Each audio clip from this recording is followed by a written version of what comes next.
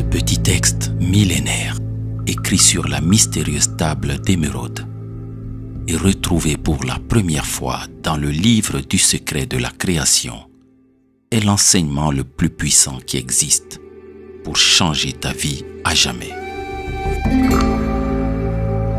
Si tu ne le connais pas, je t'informe que par cet enseignement, tu vas avoir accès au contenu de l'un des textes mystiques et philosophiques les plus étudiés par tous les adeptes des écoles des mystères, de la spiritualité, de l'alchimie, de l'hermétisme ou de la gnose connue comme la connaissance parfaite.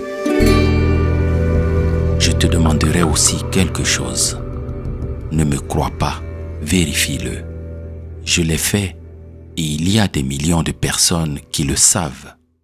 Et je sais que si tu es ici, ce n'est pas par hasard. Rien n'arrive par hasard dans la vie. C'est par synchronicité, par causalité, par cause et effet.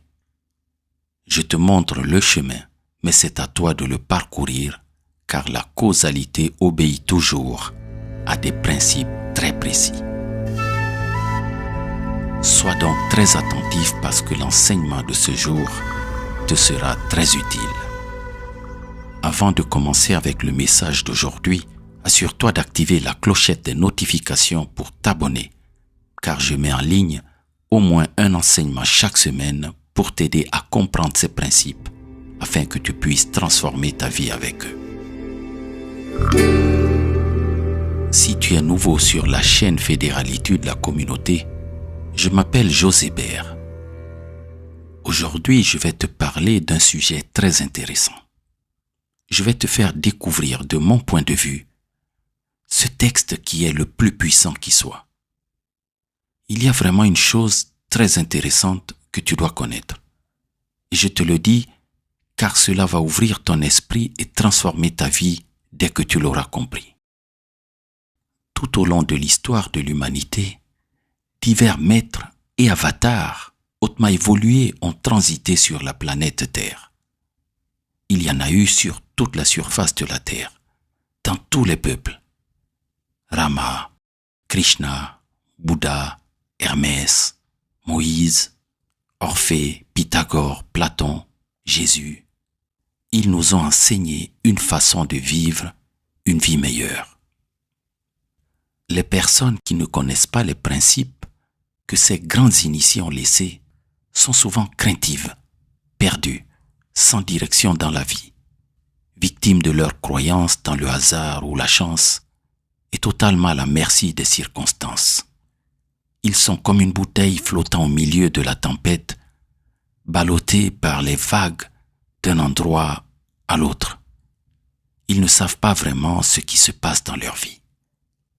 Lorsque tu apprends les enseignements de ces grands maîtres, que tu les étudies, les apprends, les intègres, les pratiques, ta vie se transforme pour toujours.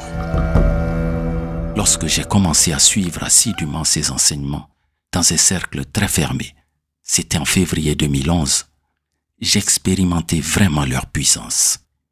Ils m'ont apporté un grand soulagement par rapport à ma quête et en même temps une forte assurance vis-à-vis des événements de la vie.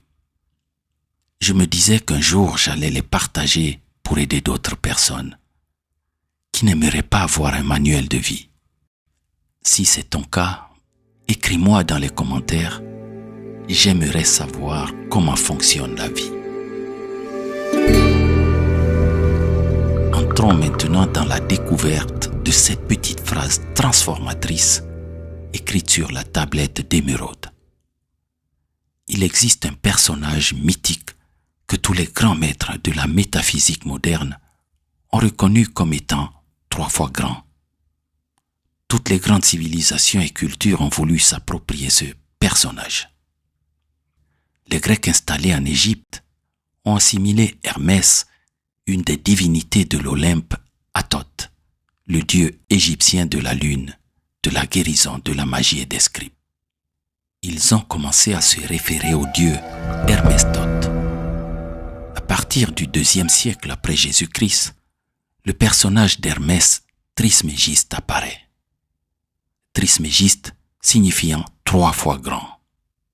Il est présenté comme le descendant direct du dieu Hermès Thoth. On le considère comme le dieu du savoir et de la connaissance cachée. On lui attribue de nombreux traités de sciences, de philosophie, de médecine. Parmi ces traités, il y en a un qui est très célèbre, la table d'émeraude. Ce texte aurait été composé durant l'Antiquité gréco-égyptienne sur une tablette d'émeraude, une pierre précieuse associée selon la tradition au dieu Hermès. Le manuscrit le plus ancien date du VIe siècle. Il s'agit d'un manuscrit en arabe basé sur un manuscrit en langue grecque provenant d'Alexandrie et datant du IVe siècle après Jésus-Christ. Les Arabes l'ont transmis aux Occidentaux aux alentours du Xe siècle. Selon la légende évoquée dans le plus ancien manuscrit arabe contenant la table d'émeraude, le livre du secret de la création, Hermès Trismégiste aurait fait graver le texte sacré sur une tablette en émeraude. Il aurait ensuite déposé cette tablette dans sa tombe avant de s'élever vers le ciel. Dans cette table, Hermès Trismégiste a dit: « Ce qui est en bas est comme ce qui est en haut, et ce qui est en haut est comme ce qui est en bas, pour faire les miracles d'une seule chose. » Ce principe appelé principe de correspondance est une loi universelle. Il se manifeste et s'applique partout dans l'univers, sur les divers plans de l'univers matériel, mental et spirituel. Il permet à l'homme de déduire intelligemment l'inconnu à partir du connu. La question est celle-ci: comment un principe apparemment aussi simple peut-il transformer une vie? Ce qui est en bas est comme ce qui est en haut, et ce qui est en haut est comme ce qui est en bas, pour faire les miracles d'une seule chose. Comme je te l'ai dit au début, il s'agit bien ici de l'un des textes mystiques et philosophiques les plus étudiés par tous les adeptes des écoles des mystères, de la spiritualité, de l'alchimie, de l'hermétisme ou de la gnose qui est qualifiée de connaissance parfaite. Je vais t'expliquer le plus important et que tu dois retenir si tu veux commencer à changer ta vie pour de bon. Si un arbre donne de mauvais fruits en haut, il faut regarder ses racines en bas. L'arbre, c'est toi, la partie apparente et visible. Les racines sont la partie enfouie de l'arbre. Ce sont elles qui soutiennent l'arbre. Ce sont tes pensées, ton subconscient, la partie cachée qui se révèle à travers tes fruits. Les fruits, ce sont tes résultats, ta création, ta production, ce qu'on voit de ta vie.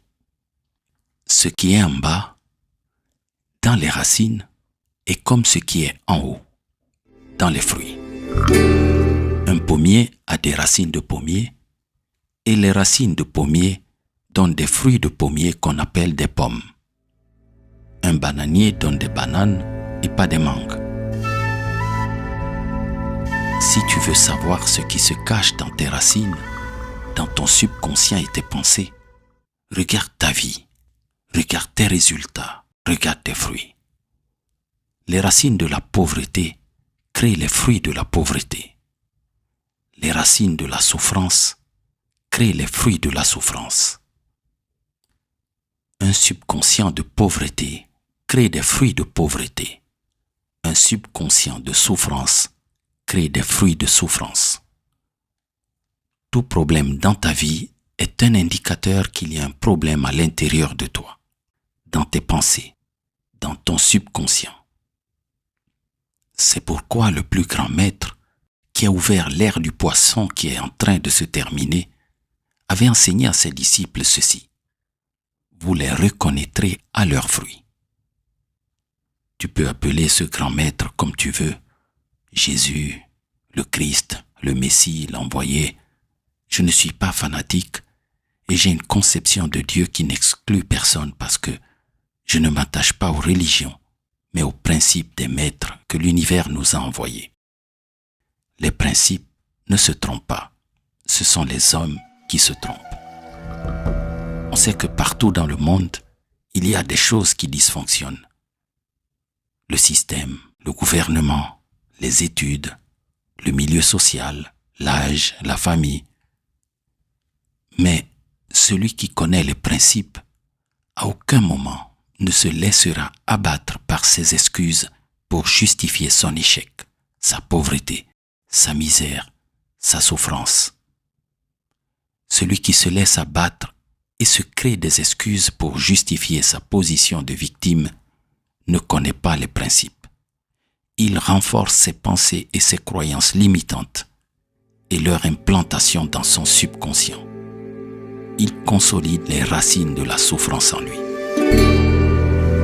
Combien de grandes firmes et même des multinationales existent aujourd'hui dans le monde et qui ont été lancées par des gens issus d'un milieu modeste.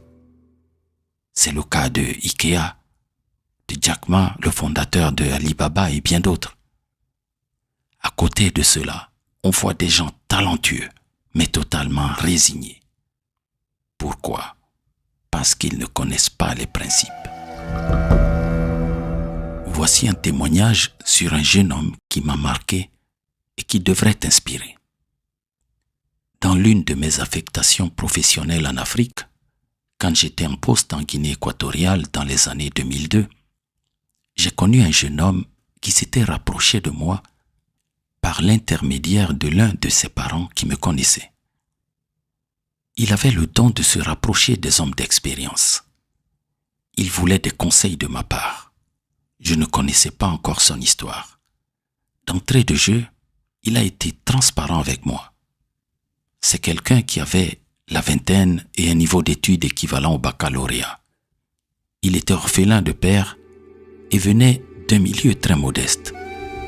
Il avait décidé que quoi qu'il arrive, il s'en sortirait dans la vie. Il était intelligent et très sûr de lui, et doté d'un puissant pouvoir de persuasion. Comme premier emploi, à la vingtaine, il avait été responsable du réseau des stations de distribution de carburant Total de l'île de Malabo. Il est extrêmement ambitieux. Il me dit, si tu viens d'un milieu pauvre, tu dois te battre pour réussir. J'avais pris de l'argent de la société pour financer mes propres projets et je me suis fait prendre. J'ai dû tout rendre. On m'a licencié et mis en prison. Malgré cet échec qu'il attribuait à son manque d'expérience et au manque d'encadrement, il peaufinait sa stratégie pour se relancer. Il me présenta son CV, sa lettre de motivation et une sorte de pressbook. Il avait toutes les caractéristiques des personnes que les anglo-saxons qualifient de self-made ou autoconstruits. Il me dit sans cligner des yeux, « Le plus important pour moi, c'est lorsque j'arrive à décrocher un entretien. Dès que j'arrive à cette étape, la probabilité pour que le recruteur me prenne est de 99%.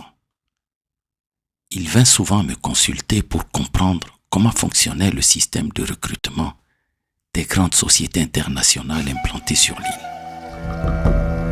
Quelques mois après, il décrocha le poste de directeur logistique chez Schlumberger, une multinationale du secteur pétrolier. Encore des mois plus tard, il fut recruté comme directeur des ressources humaines chez Pilenson, une multinationale danoise spécialisée dans la construction des ports en eau profonde. Aux dernières nouvelles que j'avais eues de lui, il était entré dans la diplomatie. Je raconte l'histoire de ce jeune homme que j'ai connu de près, car il m'a énormément marqué par son incroyable volonté et sa détermination malgré l'adversité de l'environnement. Il est resté pour moi un cas illustratif de la puissance de la pensée positive pour forger un subconscient de gagneur. Si tu veux changer ta vie, il faut te confronter à la vérité des principes. La vérité, c'est que toi seul détiens le pouvoir de changer ta vie, d'être plus heureux, d'avoir plus d'argent pour aider les gens autour de toi. Le seul endroit où tu peux commencer à changer ta vie, c'est dans tes pensées, dans ton subconscient. Si tu soignes les racines, tu amélioreras les fruits. Si tu as des blocages vis-à-vis de l'argent dans ton subconscient, tu passeras ta vie à essayer de l'obtenir. Ce sera en vain. Une fois que tu as réparé les blocages dans ton subconscient, les meilleurs moyens se présenteront. Au lieu de courir après l'argent, tu deviendras un aimant à argent. C'est l'argent qui viendra vers toi. Ce qui est en bas est comme ce qui est en haut, et ce qui est en haut est comme ce qui est en bas pour faire les miracles d'une seule chose. Sur le plan horizontal, cette formule peut s'exprimer ainsi. Ce qui est dedans est comme ce qui est dehors. Ce qui est dehors est comme ce qui est dedans. On ne peut pas être plus clair que ça. Si tu veux savoir comment faire, je t'invite à écouter intégralement mes précédents enseignements sur la pensée et le subconscient. Les principes sont universels et sont infaillibles. Ce sont les gens qui les utilisent mal parce qu'ils ne les comprennent pas ou parce qu'ils n'y croient pas. Or, les principes sont clairs. Tout ce que tu implantes dans tes pensées finit par s'implanter dans ton subconscient et par se manifester dans ta vie. Pour harmoniser ce qui est en bas avec ce qui est en haut, il faut aligner ton subconscient avec la supraconscience, la source inépuisable et inaltérable. Mais ça, c'est un autre sujet et ce sera pour un autre enseignement. Si ce message t'a apporté de la valeur pour ton amélioration personnelle, partage-le généreusement avec les gens que tu apprécies. En attendant, je te dis à très bientôt. Que celui qui renouvelle les mondes à chaque instant soit toujours la source inépuisable de ton inspiration. C'était ton ami José Béar sur Fédéralitude, la communauté.